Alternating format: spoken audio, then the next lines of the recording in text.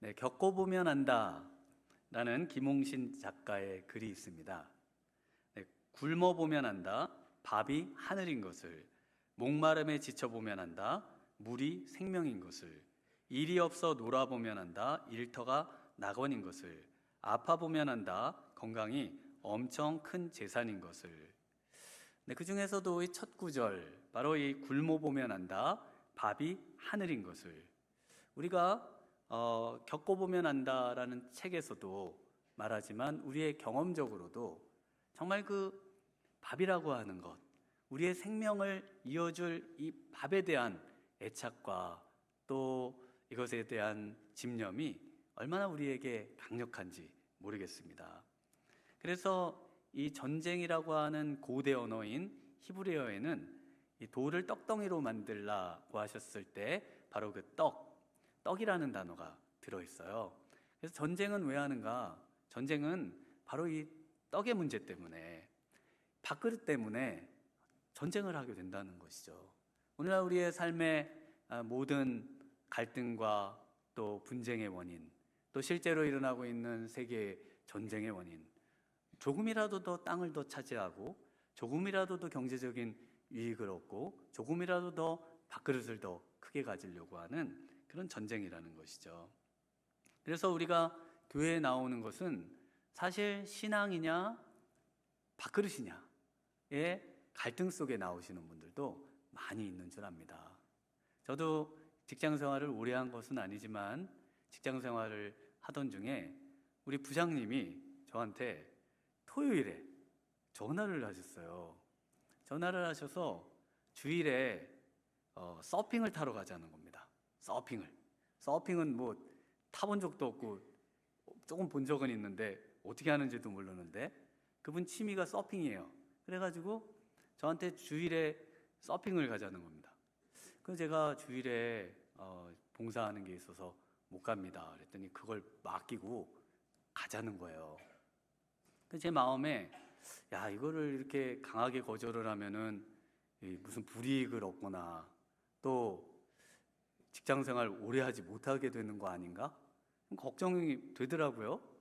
그런데 제가 그때 맡고 있던 거를 막 설명을 드렸어요. 한 6가지. 주보 피스 정리부터 해서 뭐 주일학교 보조교사 뭐 기타 등등 뭐 여러 가지를 쭉 말씀을 하면서 도저히 이걸 제가 하면은 교회가 무너질 것처럼 그렇게 이제 말씀을 드려가지고 간신히 이제 거절을 했습니다. 그런데도 그분을 그 다음 이제 월요일에 뵈려고 하니까 마음이 많이 부담이 되더라고요. 사실 우리에게 있어서 이런 어떤 문제들은 오늘 예수님께서 이 당면한 첫 번째 시험, 바로 이 돌들을 떡으로 만들라, 떡으로 바꾸어 먹으라고 하는 사탄의 시험과 동일하다는 것을 알 수 있습니다. 금강산도 식후경이라고요. 예수님께서 이제 공생의 사역을 시작하시면서 광야에서 이제 금식하시고 줄이신 후에 돌을 떡으로 바꿔 드신다고 그래서 무슨 문제가 될 게 있을까요? 도대체 예수님은 왜 돌을 떡으로 바꿔 먹으라는 사탄의 말을 그렇게 완강하게 거절하셨을까요? 돌을 떡으로 바꿔 드신다고 그래서 예수님께 여기서 항의하실 분 있으세요? 예수님 불만과 불평을 품으실 분 있으세요? 불만 있으세요? 없으시죠? 예수님이 돌을 떡으로 잡숴 드시면, 바꿔 드시면 얼마나 우리 예수님 배도 부르시고 사역하시는데 든든하시고 힘도 나실 텐데 얼마나 좋은 일 아닙니까? 그런데 예수님께서 이것을 완전히 완강하게 거부하시면서 지금 이 시험을 통과하신다는 겁니다. 예수님께서는 많은 사람들을 위해서는 정말 이 기적을 행하셨어요. 그래서 잘 아시는 것처럼 광야 같은 그 빈들에서 성인 남자 5,000명, 어린아이들 포함하면 한 2만 명 되는 그 사람들에게 오병이어의 기적을 일으켜 주셨죠. 오병이어의 기적으로 배불리 먹고 그것도 아주 딱 맞게 하신 것이 아니라 남겨주실 정도의 기적을 행하셨습니다. 그래서 12광줄이나 남기세요. 그랬던 예수님께서 자신의 줄임배를 채우라고 하는 그 요구에 대해서는 정말 어떤 타협도 거부하시면서 이 마귀의 말을 거절하셨다는 겁니다. 예수님께서 이 첫 번째 시험의 이 떡의 시험, 그리고 이것의 의미와 이 시험을 이기는 이 비결이 뭔지 이 시험을 통해 알려주고 계십니다. 왜 예수님이 이토록 이것을 거절하셨는가? 첫 번째는요, 성령님께 이끌리셨기 때문입니다. 우리 1절을 한번 같이 읽어보겠습니다. 그때 예수께서 성령에게 이끌리어 마귀에게 시험을 받으러 광야로 가사. 여기서 그때라는 단어가 나옵니다. 이 그때라는 말은 앞의 사건과 연속적으로 일어나는 사건입니다. 그래서 바로 앞에 세례 요한이 광야에서 외치는 자의 소리로 이제 사역을 시작하고, 그리고 요단강이라고 하는 곳에서 사람들에게 세례를 주고 있을 때였어요. 그런데 우리 예수님께서 이제 만 30이 되셔서 공생애를 시작하시면서 이 세례 요한에게 가서 세례를 받으십니다. 세례를 받으실 때 하늘이 열리면서 성령이 비둘기처럼 예수님께 내려와요. 그리고 하늘에서 소리가 나기를 이는 내 사랑하는 아들이요 내 기뻐하는 자라 라는 음성이 하늘로부터 들려옵니다. 그리고 나서 바로 그때입니다. 그래서 예수님이 지금 계신 이 광야라고 하는 곳은요, 그 세례 요한이 사역했던 예수님이 세례 받으신 곳에 바로 붙어 있는 곳이에요. 그러니까 예수님이 바로 이 세례를 받으시고 난 다음에, 그리고 나서 그 광야에 들어가서 40일 동안 금식하며 줄이신 그런 내용을 우리가 이해할 수가 있습니다. 그래서 오늘 읽으신 1절에서 11절의 내용에 바로 그때라고 하는 표현이 계속 한 3번 정도가 나옵니다. 첫 번째 시험이 끝나고 난 다음에 5절의 두 번째 시험에서도 그때가 나오는데 우리말에는 이에라고 번역을 해놨습니다. 그래서 첫 번째 시험과 두 번째 시험도 연결이 되고요, 두 번째 시험과 세 번째 시험도 10절에 가서 보면 천하만국을 보여주실 때 이에라고 하시면서 또 연결이 되고, 시험이 다 끝난 다음에 이기신 후에도 그리고 나서 이에, 그때가 나옵니다. 그래서 이 사건, 오늘 예수님이 시험 받으신 이 사건은 바로 세례 받으신 사건과 떨어질 수 없고, 세례 받으심의 사건에서 가장 중요한 사건이 바로 성령께서 우리 예수님에게 임하신 겁니다. 성령이 어떻게 임하셨다고요? 네, 비둘기처럼 임하셨죠. 그런데 예수님이 비둘기처럼 임하시는 그 성령, 그래서 영상이나 영화나 이런 걸 보시면은 성령님이 비둘기처럼 임하셔갖고 어디에 임하시던가요? 혹시 예수님 그 생애에 관한 영화를 보시면 예수님의 어깨에 딱 이렇게 막 안고, 예수님이 손을 쫙 해가지고 손에 딱 안고, 안 보셨어요? 저만 봤어요? 네. 또 비둘기가 막 뒤에서 막 날아다니고, 그 성령님을 묘사하듯이 비둘기가 막 날아다니고 사라지는 모습, 이런 걸 보실 수가 있는데, 오늘 본문을 보면요, 성령님이 예수님의 머리 꼭대기에 앉으셨습니다. 그걸 어떻게 알 수 있냐면요, 지금 읽으셨던 1절을 보시면은 성령께서 예수님을 이제 임하신 성령께서 예수님을 어떻게 하시는가 하면은 바로 이끌어 광야로 보냅니다. 그래서 여기서 이끌다라고 하는 말은요, 이끌다라는 말은 전쟁에서 전쟁 포로를 사슬에서 묶어서 끌고 가는 것을 의미합니다. 또는 노예를 질질 끌고 가는 것을 의미해요. 그러니까 묶여서 쇠고랑 차고 또 끌려가는, 그래서 자기의 의지와 힘으로는 이제는 더 이상 살 수 없는 그런 사람의 모습을 나타낼 때 바로 이끌다라는 표현을 쓰고 있다는 거예요. 그러니까 예수님은 이제 성령께서 자신의 위에 임하시고 난 뒤에, 성령께서 이제는 머리 꼭대기에 임하셔서 성령께서 예수님의 생각과 예수님의 말과 예수님의 행동과 예수님의 앞으로 해야 할 모든 방향을 성령님께서 예수님을 주관하신다, 주장하신다, 이끌어 가신다는 것을 말씀하고 있다는 겁니다. 그래서 이 구절의 병행 구절인 누가복음 4장 1절에 보면요, 예수께서 성령의 충만함을 입어 요단강에서 돌아오사 광야에서 40일 동안 성령에게 이끌리시며, 그래서 40일 동안 성령에게 이끌리시는 노예가 되고 포로가 됐던 우리 예수님에게 그 모습을 그 앞에 하나로 다시 한번 묘사를 해주는데, 그 내용을 뭐라고 하냐면 성령의 충만함을 입어 라고 말씀을 하고 있습니다. 그래서 우리가 성령의 충만함을 입는다고 하고 성령의 충만을 구한다고 하는 것은 성령님이 내 머리 꼭대기에 이제 올라가셔가지고요, 나를 조종하는 사령관으로서 성령님을 모시겠다는 그런 기도요, 그런 의미를 담고 있는 겁니다. 이제는 내 뜻대로 살지 않는 겁니다. 성령 충만한 사람은요, 내 마음대로 살질 않아요. 그런데 우리가 성령 충만을 구하지만 우리의 뜻대로 살고 우리의 의지로 살고 우리의 생각으로 살 때가 많습니다. 그러나 오늘 예수님의 성령 충만의 모습, 성령이 비둘기처럼 자신에게 임한 그 모습을 보면은 바로 성령께서 우리 예수님을 이끌어 가시는 그런 성령에게 조종되는 그런 삶을 산다는 것을 알 수가 있습니다. 병행 구절인 마가복음 1장 12절에는 또 이런 표현이 나옵니다. 성령이 곧 예수를 광야로 몰아내신지라. 문자적으로 하면은 이 몰아내다라는 표현은 성령이 예수님을 던져버리셨다라는 겁니다. 그래서 이제는 성령에 의해서 던져진 존재라는 겁니다. 내가 왜 여기 있지? 아, 성령께서 나를 이곳으로 던져 놓으셨구나. 그것을 확인하는 사람, 그것을 확신할 수 있는 사람, 바로 이런 사람을 성령의 사람이라고 하고요. 로마서 8장 14절에는 무릇 하나님의 영으로 인도함을 받는 사람은 곧 하나님의 아들이라 라고 말씀을 하고 있습니다.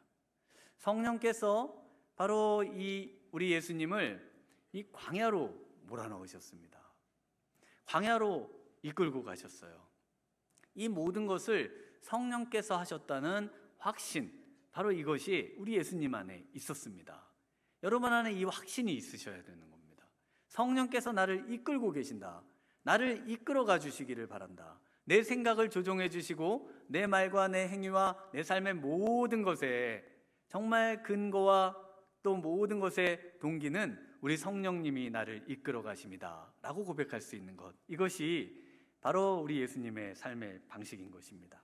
우리 성령님께서 왜 하필이면은 광야로 예수님을 몰아내셨을까요? 왜 광야에다가 예수님을 던져 놓으셨을까요?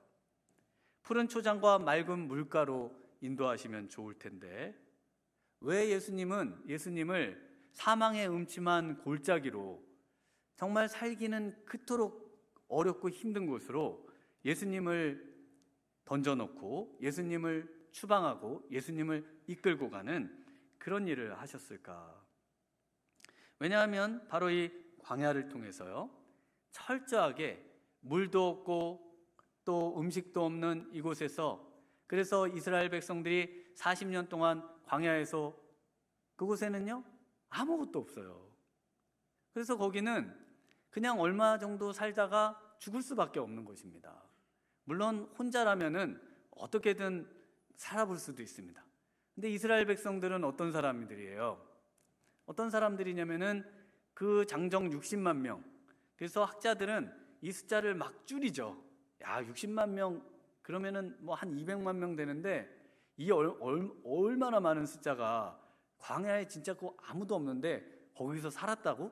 말도 안 된다. 그래서 막 숫자를 줄입니다. 줄이고.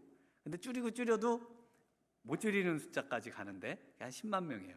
10만 명이라도요. 10만 명이라도 광야에서 못 삽니다. 10만 명이 40년 동안 광야에서 못 살아요. 우리 예수님께서 지금 광야로 내몰리신 이유는 40일 동안 광야에서 음식도 안 먹고 굶주리면서 과연 살 수 있느냐, 인간이. 정말 인간의 그 극한의 상황에 몰아넣으시면서 그 극한의 상황에서라도 성령님께서 그곳으로 인도하셨다면은, 하나님께서 그 광야로 인도하셨다면은 살 수 있다는 겁니다. 살 수 있다는 것을 예수님이 보여주고 계신 거예요. 그래서 어떻게 살 수 있습니까? 바로 하나님만을 신뢰함으로 살 수 있는 겁니다. 세상 사람들은 다 이해할 수 없는 방식으로 하나님께서 그곳에서 먹여 살려 주시더라는 거예요. 그래서 하늘에서 뭐가 내려옵니까? 만나가 내려오죠. 만나가 뭐예요? 만나는 이게 뭐냐라는 뜻이거든요. 학자들이 지금도 이 만나가 뭘까를 연구합니다. 그래서 이것이 무엇일까? 그 뜻이 만나예요. 그래서 우리가 주님을 만날 때까지 이게 뭘까라고 물으면서 아마 학자들은 연구를 할 것이고, 우리는 이게 뭘까를 물으면서 하나님을 신뢰하는 겁니다. 하나님께서는 이 만나로 이스라엘 백성들을 먹이시고요, 물이 쫄쫄 나오거든요. 그 쫄쫄 있는 데가 있긴 있어요. 그런데 하나님께서는 반석에서 물을 내시고, 또 영양이 부족할 때는 고기를 보내셔가지고 고기를 또 먹게 하시고, 그러면서 이 광야에서 정말 그 누구도 예상할 수 없었던 그 풍족한 삶을 누리고, 그리고 하나님의 약속의 땅으로 인도함을 받았다는 것, 이것을 우리 예수님께서 바로 이 40일의 금식 기도를 통해서, 줄이심을 통해서 보여주고 계신 것입니다. 여러분 삶이 얼마나 힘드십니까? 여러분 생각하실 때 얼마나 광야 같은 인생이에요.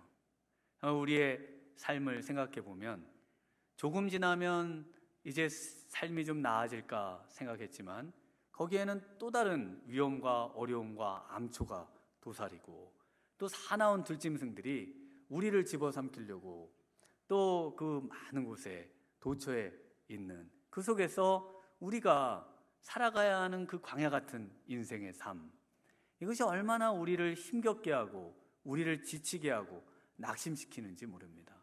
그럼에도 정말 우리 성도님들에게 우리 예수님께서 이 광야의 40일을 금식하시며 이 말씀을 기록하시면서 우리로 하여금 성령 충만하시기를 원하십니다. 내 힘이 아닌 정말 성령의 능력으로 사시는 우리 미랄의 성도님들 되시길 주님의 이름으로 축원합니다. 네, 우리 두 번째로 예수님께서는요, 왜 돌을 떡으로 만드시는 것을 거절하셨을까요? 바로 이 하나님의 아들됨 때문에 그렇습니다. 우리 2절과 3절을 한번 같이 읽어보겠습니다. 40일을 밤낮으로 금식하신 후에 줄이신지라 시험하는 자가 예수께 나와서 이르되 내가 만일 하나님의 아들이거든 명하여 이 돌들로 떡덩이가 되게 하라. 네, 우리 예수님께서 줄이신 그 광야는 정말 살기 어려운 곳입니다. 네, 그 광야 사진을 한번 보여주시면, 네, 저렇게 나무도 없고 풀은 좀 있어요. 그런데 정말 저 뜨거운 태양빛이 장렬해서요, 어디 피해 있지 않고는 낮에 돌아다닐 수도 없고요, 밤에는 온도가 너무 떨어져서 한여름인데도 동사를 하는 경우도 있습니다. 기온차가 너무 크니까요. 그래서 어떤 분들이 광야의 야영을 갔다가 정말 추워서 건강을 상하는 분들도 있고, 또 저곳에는 물이 없어가지고 이 광야 투어하는 분들이 이 배낭에다가 물을 이제 폭이 한 남북으로 한 90km 되고요, 저 광야가. 그 다음에 폭이 한 25km 되거든요. 그래서 보통 예루살렘에서 여리고 있는 데까지 한 25km 되는 길을 이제 광야 투어를 하기도 합니다. 그래서 물을 계산해서 배낭에 넣고, 이 물은 생명이라 나눠줄 수도 없는 거예요. 근데 이 물 계산을 잘못해가지고 그 가다가 물이 떨어져가지고 119 막 연락해가지고 그 차가 와서 간신히 막 사람들을 구해내기도 하고, 그렇게 어려운 곳입니다. 그래서 저는 저 광야 그 횡단을 한 번도 안 했습니다. 왜냐면은 물 떨어져서 괜히 119 막 해야 되고, 안 그러다가 나 못 찾으면은 저 광야에서 핸드폰도 잘 안 터지거든요. 그러면은 죽잖아요. 그래서 제가 안 했습니다. 그런데 제가 그래도 저 광야에서 예수님이 이렇게 40일 금식 기도도 하셨는데, 나도 한번 저런 데 가서 기도를 해보고 싶다, 그런 마음이 들어가지고 우리 아는 분들하고 이제 광야에 그 봉고차를 한 대 빌리고, 그리고 이제 저 광야에 들어가서 밤에 기도를 하루 했는데 정말 그 칠흑 같은 어두움에 헤드라이트만 켜고 차가 그 길을 찾아가지고 이제 막 가는 거거든요. 가가지고 막 낭떠러지에 막 빠질 뻔하고요. 그 다음에 바퀴가 막 어디 구덩이에 막 빠졌다가 막 그거를 꺼내고, 그래가지고 어떻게 좀 평평한 데를 찾아가지고 갔거든요. 가서 이제 내려서, 자, 우리가 여기서 이제 해가 뜰 때까지 기도를 합시다. 그리고 이제 기도를 했어요. 기도를 하는데, 그래서 흩어져서 이제 한 4-5명이 이제 흩어져서 기도를 하는데, 기도를 하는데 막 그 늑대 울음소리가 막 여기저기서, 늑대가 있습니다. 또 뱀도 있거든요. 굉장히 너무 무서운 거예요. 그리고 기도하고 있으면은 막 뭐가 소리가 나요. 바스락바스락 소리도 나고, 사람들하고 좀 떨어져 있는데. 그래서 처음에는 기도 소리가 여기저기 들리더니 기도 소리가 안 나고 점점 그 차 있는 대로 다 모이는 겁니다. 그래서 결론을 내리기를, 우리 집에 가자고. 네, 여기 도저히 기도할 수 없다, 이렇게 결론을 내리고, 그래서 누가 광야에 기도하러 간다, 절대 말립니다. 네, 거기 가면은 너무 위험해서 절대 가시지 말라고, 그렇게 절대 말리는 데인데, 우리 예수님이 지금 이곳에서 40일을 기도를 하셨다니까요. 40일을, 그것도 금식을 하면서 기도를 하셨다니까요. 예수님께서 이렇게 40일을 금식하시면서 기도하신 이유, 바로 이 기도하심을 통해서 자신의 사명을 깨닫고, 자신이 왜 이 땅에 오셨는지를 깨닫고, 자신이 왜 세례받고 하나님의 메시아로 부름받았는지를 깨닫는, 바로 그 일을 위해서 우리 성령께서 광야로 몰아내신 겁니다. 여러분, 금식 해보셨나요? 금식을 해보시면은 하루 금식은 배만 고프시죠. 이틀, 한 3일 정도 금식을 하면은 한 이틀째까지는 기도는 잘 안 되고요, 전부 먹는 생각만 떠오릅니다. 눈만 감으면 떡볶이 생각나고, 눈만 감으면은 짜장면 냄새가 막 진동하고요. 도대체 어디에도 없는데 이렇게 맛있는 냄새가 많이 나는지 모르겠어요. 그래서 그 노트에다가, 기도 노트에다가 음식을 적죠. 네, 금식 기도가 끝나면 반드시 먹어야 될 거, 그래서 이제 쫙 적어 놓습니다. 적어 놓는데요, 그런데 신기한 일이 있어요.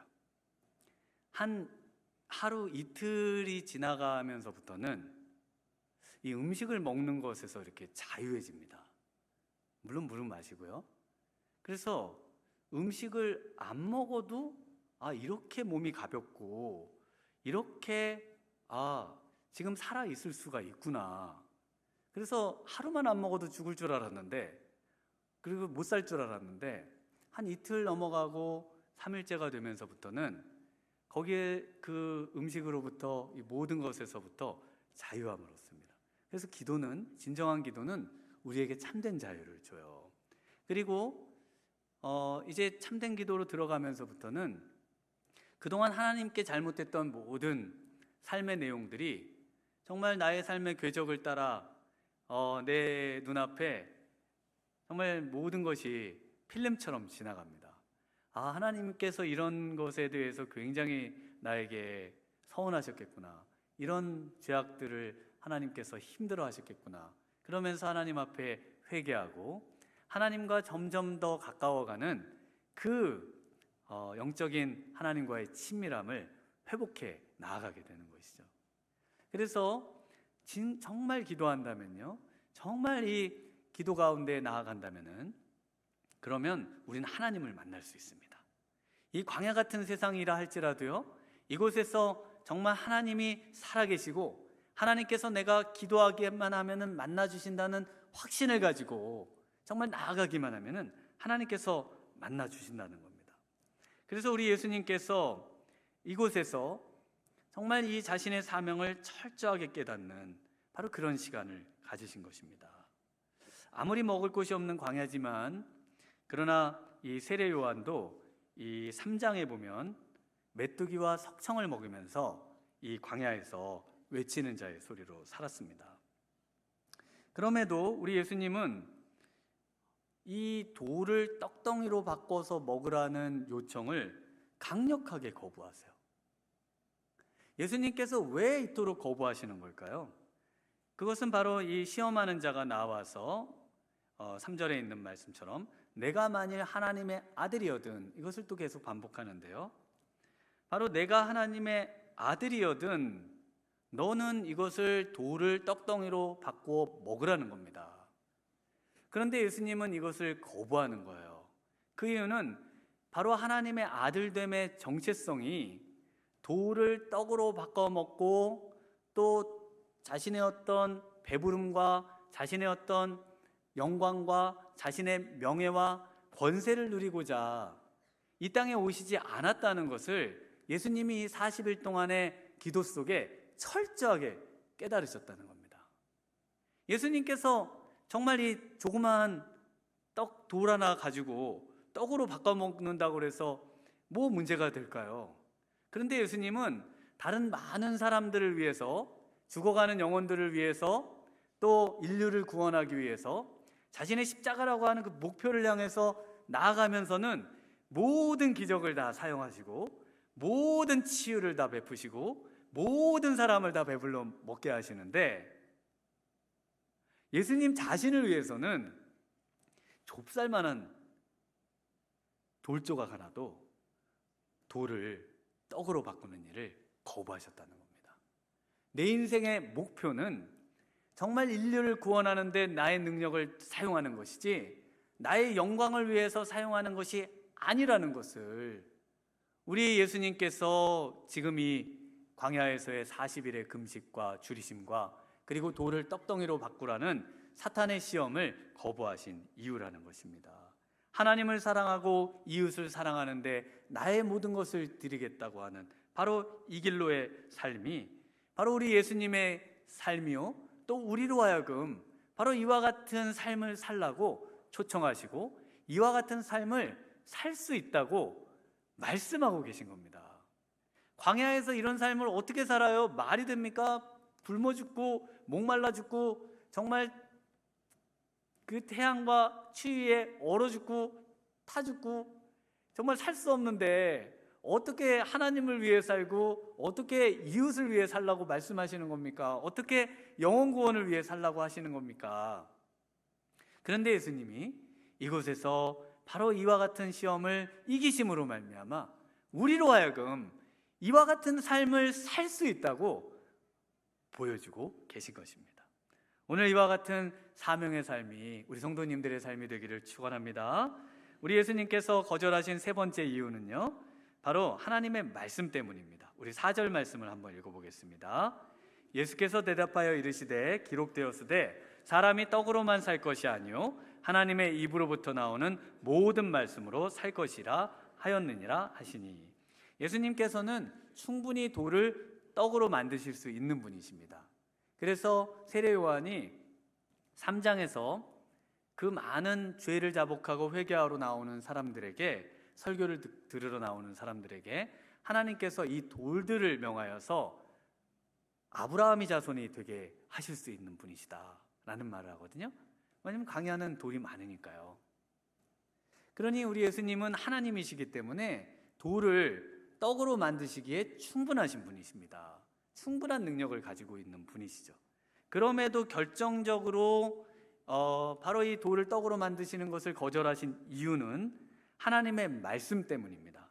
하나님께서 이 말씀, 신명기 8장 3절에 사람이 떡으로만 살 것이 아니요 하나님의 입으로부터 나오는 모든 말씀으로 산다는 이 말씀을 어디서 주셨을까요? 바로 광야에서 주셨습니다. 이스라엘 백성에게 너희들 광야에서 사람이 떡으로만 사는 것이 아니라, 그러면 에이 하나님, 사람이 떡으로 살지 어떻게 떡으로 안 살아요? 하나님의 입으로부터 나오는 모든 말씀으로 살 것이다.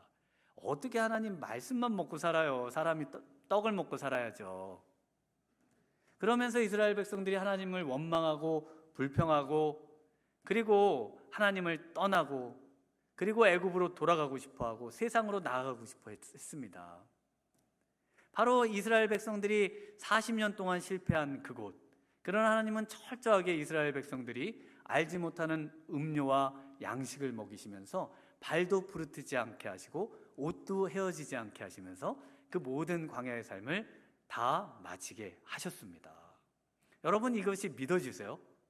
여러분, 이것이 정말 믿어지세요? 우리 예수님께서 어떻게 이 옛날 고대에 있었던 이런 일들이 믿어질 수 있습니까? 이건 그냥 옛날 이야기일 뿐이죠. 그런데 예수님께서 40일을 금식하시면서 이곳에서 바로 이 이스라엘 백성들의 40년 동안 광야에서의 삶을 아주 압축해서 아주 엑기스로 우리에게 제시하고 계신 겁니다. 왜냐하면 우리의 삶 같은 이 광야 같은 세상에서 하나님 어떻게 떡 없이, 물 없이, 옷 없이, 정말 집 없이 어떻게 삽니까? 하나님. 그때 우리 예수님께서 바로 이 말씀으로 사탄을 대적하시면서 살 수 있다는 것을 보여주고 계시다는 것입니다. 그래서 마태복음 6장 33절에는 그런즉 너희는 먼저 그의 나라와 의를 구하라. 그리하면 이 모든 것을 너희에게 더하시리라. 그 김홍신 작가의 글 겪어보면 한다. 굶어보면 한다. 밥이 하늘인 것을 이라고 외치는 세상을 향해서요, 우리 예수님은 굶어보면 한다.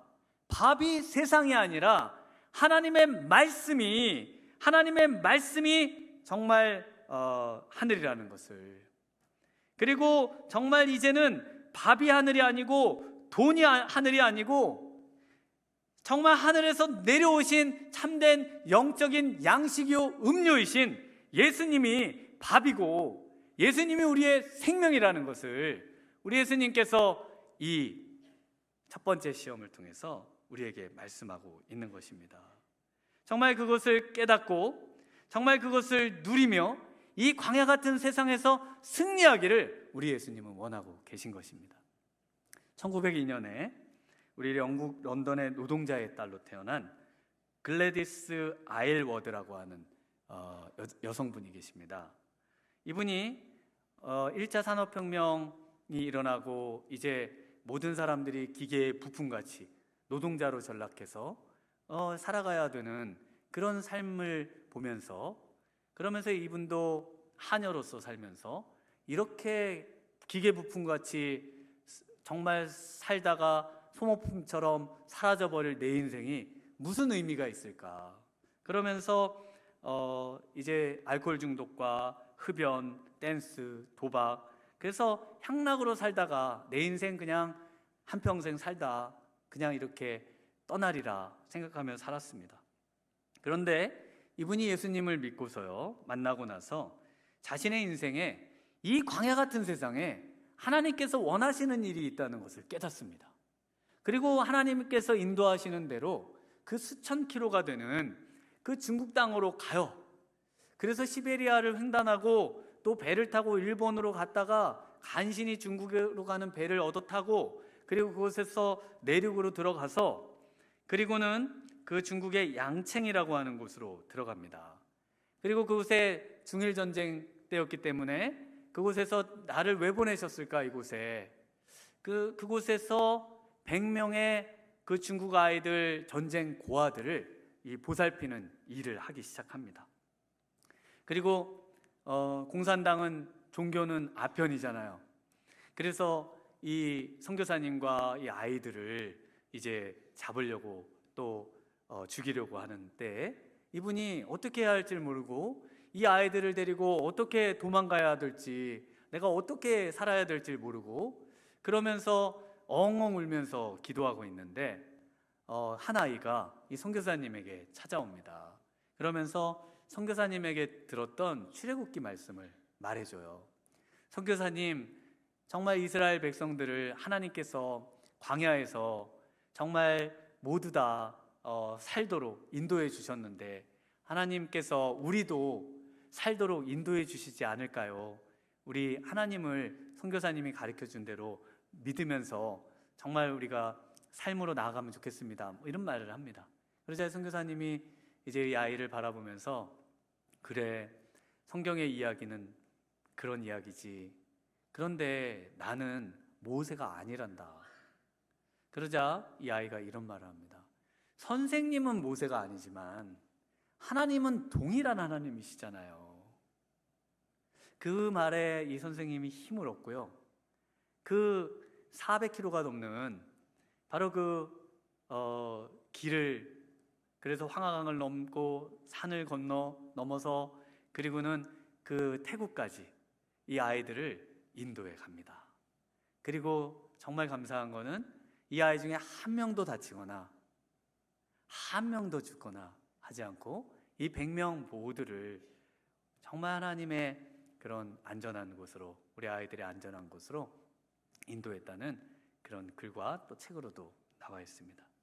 오늘 우리에게 하나님은 지금으로부터 3,500년 전에 광야에서 이스라엘 백성들을 홍해를 가르시고 인도하신 하나님, 그 하나님과 2000년 전에 우리에게 이 땅에 오셔서 정말 이 광야에서 40일 동안 줄이시고 금식하셨지만, 그러나 하나님의 말씀으로 그곳에서 살아 승리하시는 그 하나님, 그 동일한 하나님을 오늘 우리 성도님들의 마음 가운데 신뢰하고 그 하나님의 말씀만을 부여잡고 정말 이 광야 같은 세상에서 우리 승리하시는 우리 복된 성도님들 되시길 주님의 이름으로 축원합니다.